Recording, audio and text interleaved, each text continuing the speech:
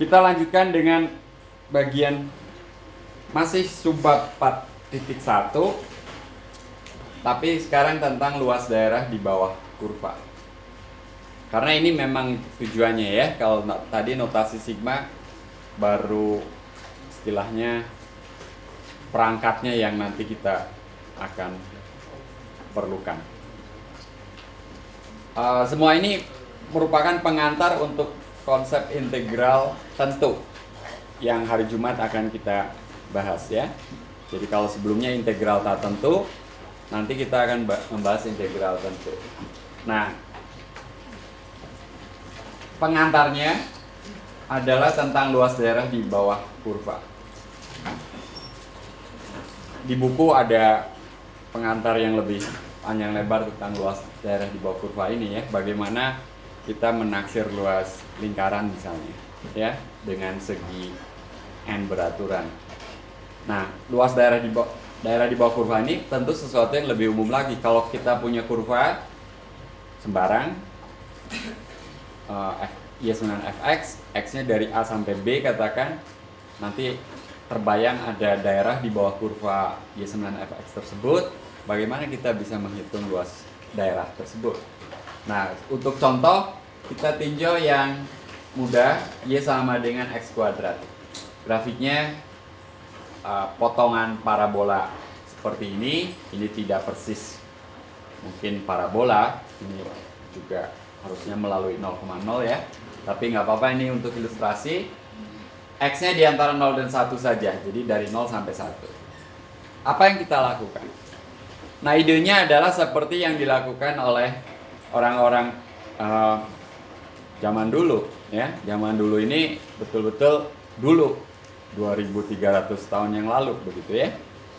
Ketika mereka dulu menaksir luas lingkaran, mereka pakai segi n beraturan.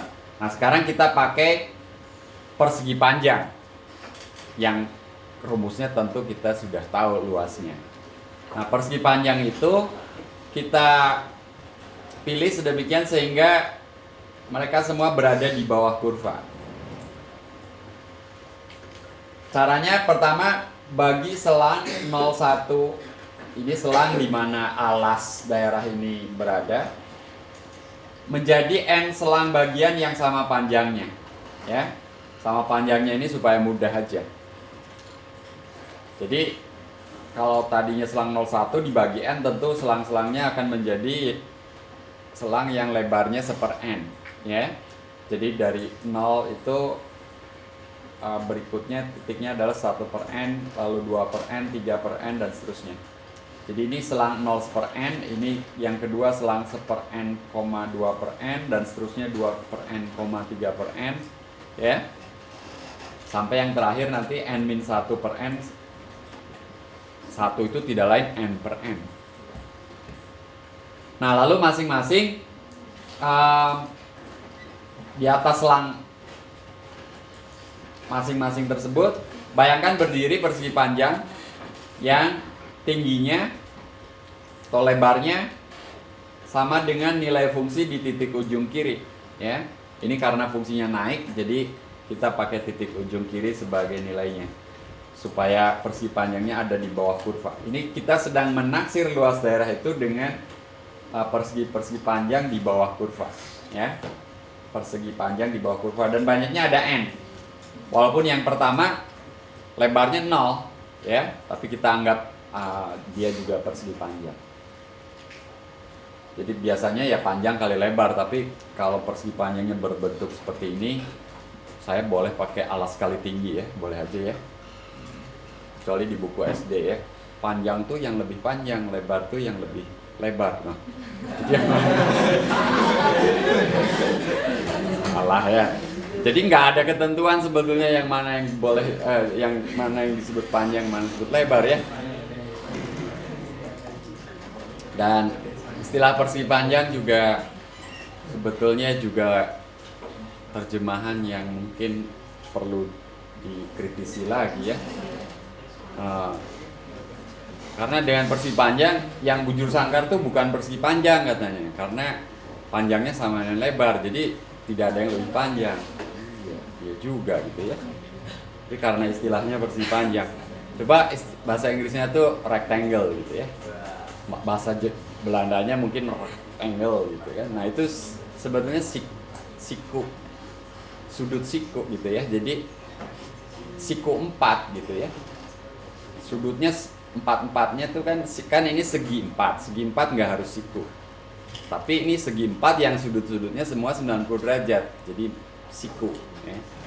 Rectangle tuh ya siku, sudut siku gitu ya.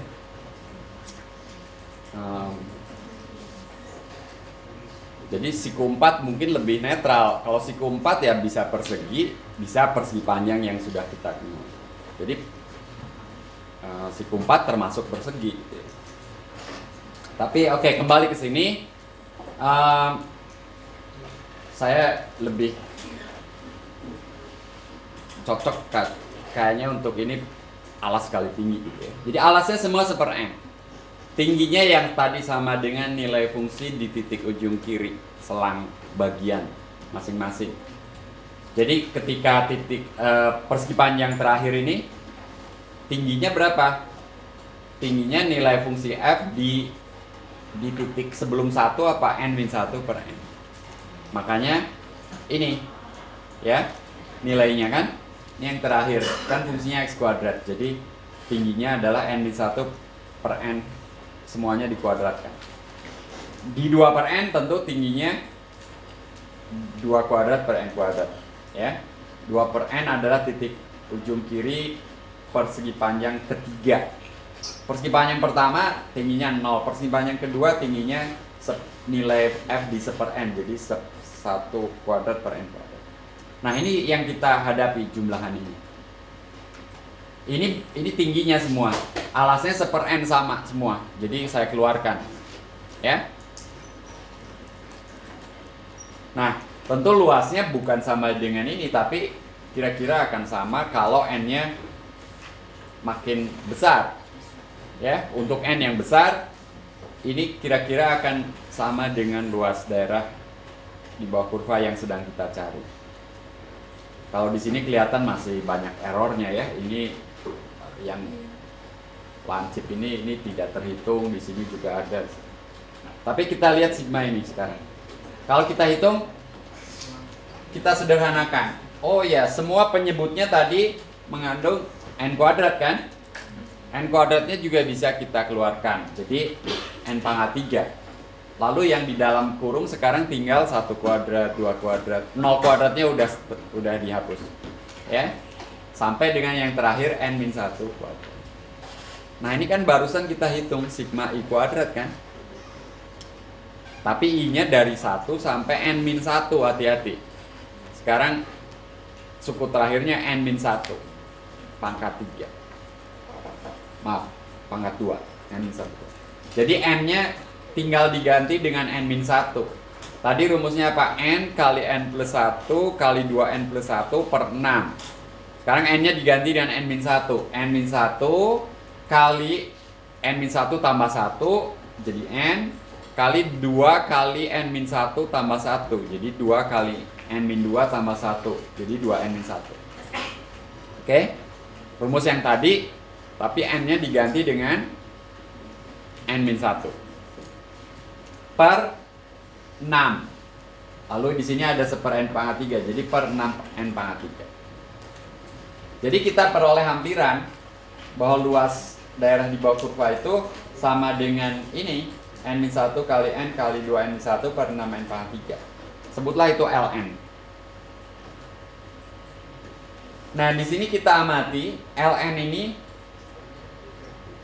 kurang lebih akan sama dengan 1/3 kalau n-nya cukup besar. Ini seperti limit di Tahingga. Ya, kita sudah membahas limit di Tahingga. Hanya sekarang bilangan asli bukan x ya. Tapi ya tentu saja kalau x menuju Tahingga menghasilkan sekian, ya untuk n menuju Tahingga bentuk ini juga akan menghasilkan sekian itu gitu ya. Jadi di sini bayangkan x saja juga boleh. Kalau x menuju Tahingga, tapi n juga tentu tidak masalah. Kalau n menuju Tahingga, suku yang paling tinggi derajatnya itu 2n pangkat 3 di sini. Selebihnya ada n kuadrat, ada n juga, ada konstanta juga. Konstantanya nggak ada karena ini n semua kalinya ya. Jadi 2n pangkat 3 tambah sekian n kuadrat tambah sekian n per 6n pangkat 3. Nah kalau n-nya besar tentu yang dominan adalah yang pangkat tertinggi. Ketika dibagi n pangkat 3 semuanya, yang n kuadrat tadi menyisakan 1/n, yang n menyisakan 1/n kuadrat kan ya, dan n-nya besar jadi 1/n maupun 1/n kuadrat akan menuju 0. Jadi yang tertinggal tinggal 2/6 alias 1/3. Nah, tapi di sini kita baru hanya menduga ya bahwa luas daerah yang sedang kita cari itu 1/3. Apa betul luasnya itu 1/3? Kenapa kita hanya menduga? Karena di sini kita baru menghampiri luas tadi dari istilahnya dari bawah. Ya, kalau dihitung persis ini kurang dari 1/3 berapapun n-nya. Tapi memang makin dekat dengan 1/3 ya, dari bawah. Nah supaya yakin dari atas kita hitung juga ya. Lalu kita punya teorema apa? Teorema Apit kan? Kalau dari bawah menuju 1/3, dari atas juga menuju 1/3, baru kita yakin. Soalnya kalau dari bawah dekat 1/3, dari atas nanti menuju 1 gitu ya masih lebar ya kemungkinannya.